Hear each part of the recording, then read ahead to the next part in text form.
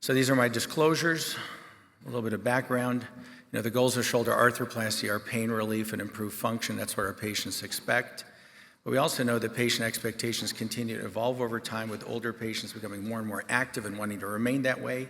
At the same time, it's very hard to meet patient expectations. Our younger patients, John Sperling, who's here, has really written quite a bit about that. Despite objective improvements in outcome, patients are still not happy. Patient expectations also tend to override surgeon recommendations. We can guide them towards a recovery, but ultimately patients are going to eventually do what they think they can do or get away with. You look at trends, there's been obviously a huge exponential growth in shoulder arthroplasty. It's good for job security. The catalyst has obviously been reverse shoulder, which now accounts for over 70% of our arthroplasties. And age thresholds have been changing. When we started using reverse, it was 70 and older, but now we're doing reverses in younger and younger patients. That means that anatomics have gotten pushed out to the youngest of patients.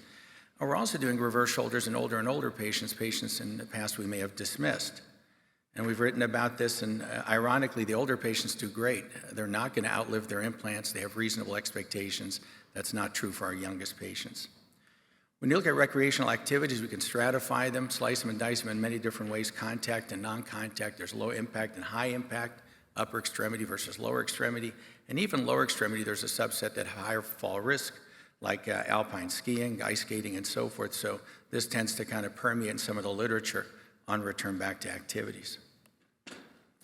Before the late 1990s, there was nothing on this. I don't think return to sport was high on the priority list. Started to see some data on return to sports after anatomic and hemis.